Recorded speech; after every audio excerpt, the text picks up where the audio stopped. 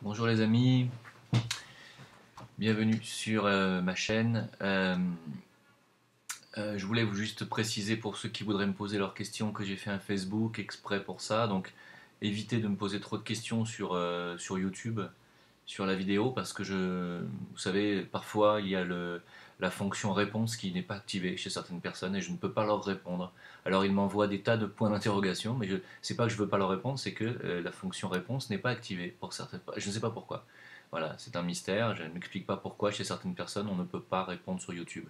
Donc j'ai créé un Facebook exprès sous le nom Jim Le Veilleur, J-I-M plus loin Le Veilleur. Donc si vous voulez me poser des questions, allez sur ce Facebook, je l'ai fait uniquement pour ça. Parmi vos requêtes de vidéos, vous m'avez demandé de faire une vidéo sur la lumière. Alors, vous me demandez aussi beaucoup de vidéos sur la géométrie sacrée, mais comme je suis en préparation de conférences sur ce sujet, je vais prendre mon temps si vous le voulez bien et je vous en parlerai en temps voulu. Pour l'instant, on va parler des autres sujets, il y en a beaucoup. On me demande de faire surtout une vidéo sur la lumière. Qu'est-ce que la lumière? Voilà. Alors, étant donné que nous sommes lumière, que c'est notre nature, nous sommes en réalité des êtres de lumière, hein, entourés de corps de plus en plus grossiers au fur et à mesure que nous nous enfonçons dans la matière et dans l'incarnation terrestre, physique.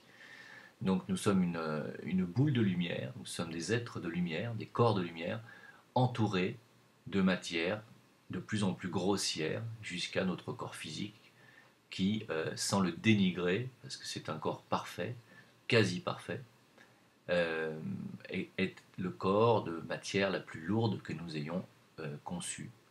Car ces corps, vous ne savez peut-être pas, mais nous les concevons nous-mêmes avec l'aide des anges, des dévas de la forme, qu'on appelle les dévas de la forme, et qui sont les anges spécialisés dans la formation des corps physiques et éthériques, bien sûr. Donc, en réalité, c'est les corps éthériques, hein, puisque les dévas ne peuvent pas descendre, vous le savez, les dévas, les anges, hein, ne descendent pas sur le plan physique, mais descendent sur le plan éthérique. Donc, en fait, quand un corps est conçu sur le plan éthérique, automatiquement, il attire à lui les atomes et les molécules physiques, et ces molécules physiques vont se calquer sur le corps éthérique, c'est-à-dire le corps d'énergie éthérique, et c'est ainsi que les corps physiques se forment. Voilà. Exactement de la même manière que si vous avez déjà fait un petit peu d'art plastique, vous créez d'abord votre moule de la forme que vous voulez donner. Par exemple, si vous voulez faire une coque de bateau, vous faites d'abord votre coque de bateau en fibre de verre, c'est-à-dire cette espèce de treillis. Hein, vous avez déjà vu de la fibre de verre, comment c'est fait? C'est comme, comme des fibres, hein, qui font comme une page, hein, comme une feuille.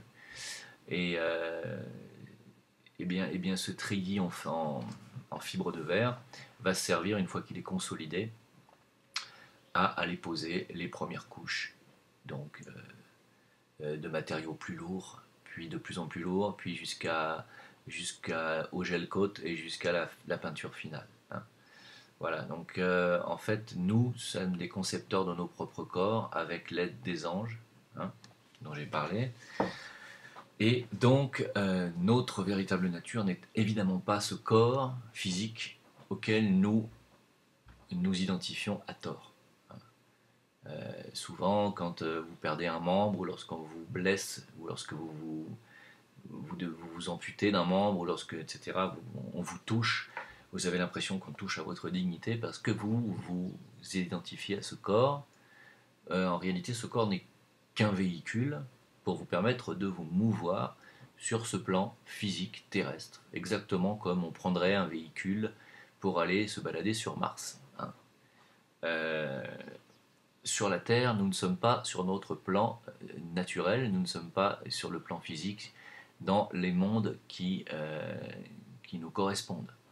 Nous sommes des êtres beaucoup plus subtils que ça sur le plan vibratoire, nous sommes des êtres qui vibrons beaucoup plus haut que la vibration physique, et c'est pour ça que nous sommes si mal, pour la plupart d'entre nous, et la plupart des êtres éveillés, et plus vous vous éveillez, plus vos vibrations augmentent, et plus vos corps spirituels vous parlent, et plus vous vous sentez mal sur ce plan physique. C'est tout à fait logique et tout à fait normal, c'est parce que nous ne sommes pas faits pour vivre sur ce monde, et nous sommes enfermés dans un corps de matière, un corps physique, qui, bien que quasi parfait, est tout de même une prison. Hein. Voilà. Donc nous vivons en prison sur cette planète, nous vivons dans une prison qui est notre propre corps physique que nous avons conçu, comme si nous devions concevoir un vaisseau pour aller nous balader dans des mondes hostiles, des mondes où nous ne pouvons pas respirer de façon naturelle, où nous ne pouvons pas voir de façon naturelle, nous serions obligés de concevoir un vaisseau. Eh bien, nous avons conçu ce vaisseau que vous voyez devant vous, mon vaisseau physique, mon corps, votre corps, vous l'avez conçu pour descendre ici-bas, dans ce monde qui n'est pas le nôtre. Voilà. Donc, ceci m'amène à vous parler de la lumière qui est votre véritable nature, la lumière qui est composée de photons,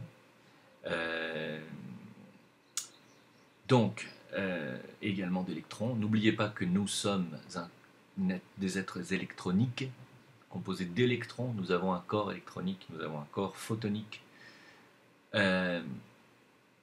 Donc il faut bien comprendre que c'est difficile, l'incarnation terrestre est souvent difficile, mais il faut l'accepter parce qu'elle a un but précis, et ce but est de non pas nous éveiller à la conscience physique, c'est pas ça le but. Le but de l'incarnation des humains est d'apporter leur lumière, car c'est notre nature, nous sommes lumière. Le but de l'incarnation physique des êtres humains est d'apporter la lumière des plans spirituels sur Terre. Est-ce que vous comprenez bien cela? C'est-à-dire que nous sommes ici sur Terre dans un monde de noirceur, de ténèbres.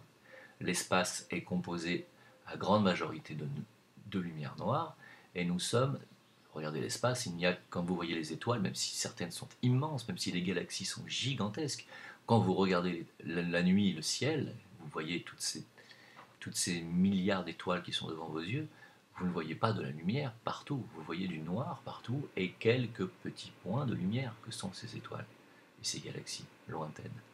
En réalité, le noir est partout dans ce monde physique. Le noir est omniprésent. Le noir est la grande composante de notre univers physique de cette dimension.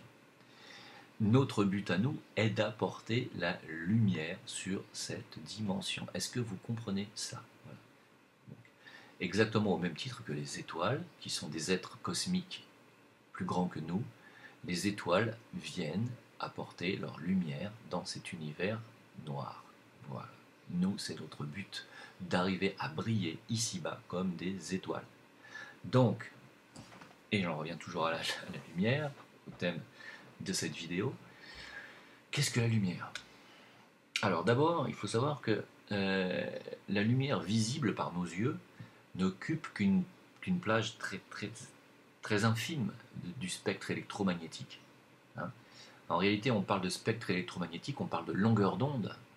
On sait que notre univers physique est composé de longueurs d'onde, que ces longueurs d'onde se mesurent très bien avec nos appareils, que les longueurs d'onde commencent par le son, puisque quand nous commençons à entendre des longueurs d'onde très longues, comme les infrabasses, même si nous ne les entendons pas tout à fait, contrairement aux éléphants, nous entendons des fréquences qui commencent à partir de 40 Hz, qui sont 40 vibrations par seconde.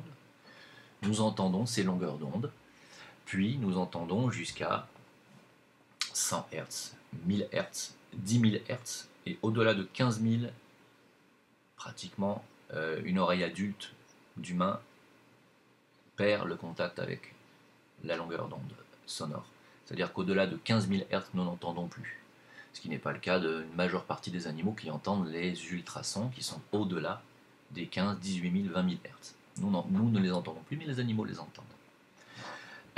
Si on continue à augmenter ces vibrations, et qu'on arrive à des fréquences non pas de 10 000 Hz ni de 100 000, mais de 1 million de Hz, c'est-à-dire 1 gigahertz, eh bien, nous allons arriver sur des fréquences qui sont des fréquences qui vont commencer à créer de la chaleur, avec l'infrarouge, puis de la lumière, c'est-à-dire le rouge, et puis petit à petit, si on augmente encore, nous allons avoir de l'orange, nous allons avoir du jaune, nous allons avoir du vert, du bleu, jusqu'au violet, et puis jusqu'au blanc, au final.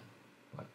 Donc ce qu'il faut savoir, c'est que plus on augmente ces longueurs d'onde, enfin plus on augmente les vibrations d'une onde, plus sa longueur d'onde raccourcit, et plus sa longueur d'onde raccourcit, donc plus elle vibre vite, plus la chaleur augmente et plus la lumière devient claire. Et ce qu'il faut savoir, c'est que la lumière visible par nos yeux physiques, à nous en tant qu'humains, ne correspond qu'à une toute petite, mais toute petite partie du spectre visible, du spectre électromagnétique, une toute petite partie. Ce qui fait qu'en réalité, peut-être 98% du spectre électromagnétique nous échappe totalement à notre vue et à nos oreilles. Voilà. C'est-à-dire qu'en fait, nous sommes aveugles et sourds dans un monde physique et nous ne sommes pas outillés, malgré notre superbe corps physique, nous ne sommes pas outillés pour entendre ni voir la grande majorité des longueurs d'onde qui parcourent notre univers. Voilà le problème. Voilà. Donc nous sommes comme des zombies, si je puis dire, qui évoluons sans vraiment voir, sans entendre, sans vraiment sentir les choses dans un monde qui nous est hostile. Alors la lumière est à l'intérieur de nous, car nous sommes des êtres immortels, composés d'une lumière immortelle, et cette lumière essaye de s'exprimer, essaye de passer à travers vos corps grossiers, et essaye d'apporter son message ici-bas, parce que c'est sa nature.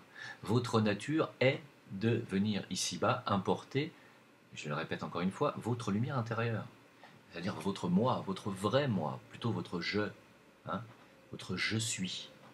Je suis en anglais I am, et votre corps de lumière se dit I am, la présence, on appelle la présence I am. Voilà, et je ferai une vidéo sur ça, et sur les pouvoirs de votre présence I am, et sur les prières que vous pouvez invoquer pour invoquer votre corps de lumière qui est au-dessus de votre âme. Sachez que votre âme est également un véhicule qui vous permet de vous mouvoir dans 3 plans plus subtils que nos plans à nous, car nous évoluons sur 3 plans, qui est physique, émotionnel et mental, et l'âme va vous permettre d'évoluer sur 3 autres plans qui sont au-dessus, mais l'âme n'est pas votre nature. Notre nature, c'est la présence, et la présence de lumière, qui est I am. Comprenez bien ça, hein? Donc, pourquoi je dis ça? Je dis ça parce que, en fait, votre présence I am, votre nature lumineuse interne, son but est de se répandre dans tous les mondes où finalement elle a la conscience. Et finalement, cette lumière intérieure qui est la vôtre va essayer de se répandre, tant bien que mal, dans ce monde physique. C'est grâce à ça, et à ce processus naturel qui est de répandre votre lumière interne, que nous avons vu et que nous voyons au cours des siècles, des millénaires, des êtres plus lumineux que d'autres qui apportent leur concours, leur contribution à des œuvres magnifiques. Nous avons des peintres sublimes, nous avons des musiciens, nous avons eu des musiciens extraordinaires, des créateurs fantastiques, même des savants, des penseurs, des philosophes, tous ces grands êtres qui sont venus pour guider l'humanité endormie, sont des êtres qui ont la faculté d'avoir la capacité justement de pouvoir faire sortir un peu de leur lumière interne. Et plus votre lumière va pouvoir transparaître à travers vos corps grossiers, et plus vous allez éclairer autour de vous, éclairer le monde, éclairer les autres humains, et leur servir de phare. Et c'est un phare qui va leur servir de guide. Voilà. Donc, quelle est l'importance de développer la lumière, et votre lumière intérieure? Eh bien, je viens de vous le dire. L'importance, c'est non seulement de rayonner soi-même, et on peut considérer qu'un être accompli, un être adulte, est à part entière un être qui rayonne lui-même, qui est un être qui n'a pas besoin des autres, qui est totalement autonome, comme une étoile, et qui arrive à briller sans avoir besoin des autres. Hein. À partir du moment où vous êtes un être accompli dans votre chemin spirituel, et que vous vibrez, et que vous rayonnez autour de vous, vous attirez à vous les autres humains qui pressentent, voient, entendent des choses qui leur semblent lumineuses. Voilà. Donc, les êtres de lumière, les êtres de lumière existent, ce sont des êtres tout simplement comme vous, mais qui n'ont pas le problème d'avoir de corps grossiers autour d'eux, ou bien qui s'en sont débarrassés parce qu'ils n'ont plus besoin de se réincarner, parce qu'ils ont accompli leur chemin spirituel. et ils sont devenus des êtres de lumière, ils sont redevenus des êtres de lumière qu'ils étaient avant, mais avec la conscience en plus des plans inférieurs. Voilà. Donc, et surtout, ils ont apporté ici-bas leur contribution lumineuse, et c'est surtout ça qui est important. Et le jour où tous les humains seront capables d'apporter leur contribution lumineuse ici-bas, eh bien la Terre subira elle-même une illumination et sera capable de passer à des initiations supérieures et à des états supérieurs. Et c'est par ce biais, et c'est par ce processus, ce procédé, que Vénus, par exemple, qui est une planète ascensionnée, a une température extérieure de plus de 450 degrés, alors qu'il n'y a aucune raison, et qu'elle est l'astre le plus lumineux de notre ciel après le Soleil et la Lune. Hein, alors que c'est une planète qui ne fait que réfléchir la lumière du Soleil, logiquement. Pourtant, c'est une planète lumineuse, et c'est une planète très chaude, alors qu'il n'y a pas de raison. Eh bien pourquoi? Parce que les Vénusiens, qui sont avancés de plusieurs cycles sur les Terriens, ont fait leur ascension, ont apporté leur lumière sur le plan terrestre, et cette lumière est restée à jamais. Et aujourd'hui, Vénus n'a plus de vie sur le plan physique, mais reste cette lumière que nous pouvons voir tous les soirs au coucher du soleil, et surtout, c'est une planète qui vit, et qui a sa vie et son évolution sur une dimension supérieure à la nôtre. C'est pour ça que Vénus est notre grande sœur, et c'est pour ça que quand les Vénusiens viennent nous visiter, nous devrions leur dire merci, contrairement à ce qu'ont fait les Américains, préférant la technologie des petits gris et des reptiliens. Ça, c'est un autre débat. Voilà, donc, je pense que j'ai fait le tour de cette question, plus ou moins. Qu'est-ce qu'on pourrait dire d'autre sur la lumière, si ce n'est que, bon, vous savez à quelle vitesse elle se déplace à une vitesse phénoménale. Je n'ai rien d'autre à dire. Je pense que... non, je pense que j'ai dit à peu près tout ce que j'avais à dire. Voilà. Donc, je ne vais pas m'éterniser sur cette question. N'oubliez pas que vous êtes des êtres de lumière, et que si vous êtes si mal ici-bas, dans ce corps de chair et sur cette planète, c'est parce que vous ne vous adaptez pas. Et pourtant, c'est ce qui vous est demandé de faire. Voilà. Comprenez bien que l'adaptation est le premier signe d'intelligence. Adaptez-vous.